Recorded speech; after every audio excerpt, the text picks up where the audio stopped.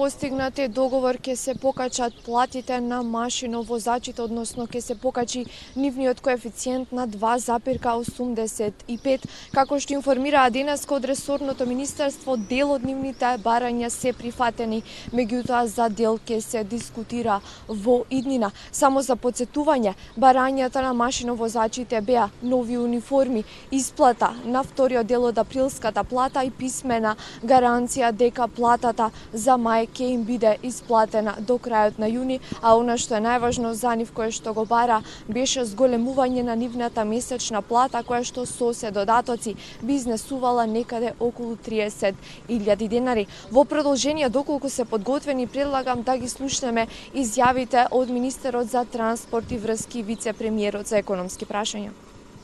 Вчера вечер заедно со министерот Сугаревски имавме состанок со синдикатот на машиновозачите. Ги слушавме нивните барања. Морам да кажам дека дел од нивните барања се легитимни, ги разбравме нивните проблеми кои што ги имаат. Мислам дека постигнавме солиден договор, не само сега, него и во иднина да имаме отворен разговор со сите синдикати, вклучително и со синдикатот на машиновозачите, да ги решаваме и разбираме проблемите кои што ги имаат.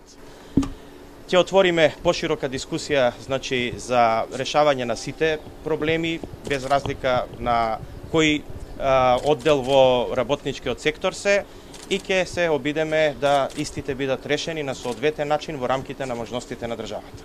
Ние разговаравме уште во петокот со синдикатот на машиновозачи, разговаравме со вице-премиерот Анџушев вчера со нив.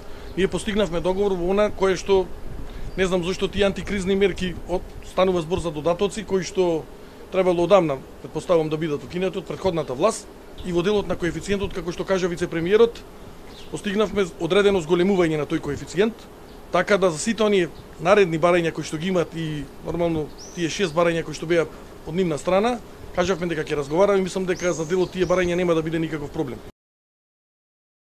Го слушнавте исходот од вчерашната средба на представници на машиновозачите со министерот за транспорт и врски и вице-премиерот за економски прашања. Јас само би подсетила дека протестот на машиновозачите започна во понеделник, најпрвен со редуцирање намалување на сообраќајот, за вчера целосно да се парализира железничкиот сообраќај. Меѓутоа, ете, ноќеска на полнок прекина протестот, што значи од ова утро сите товарни и патнички возови повторно нормално сообраќаат на своите релации.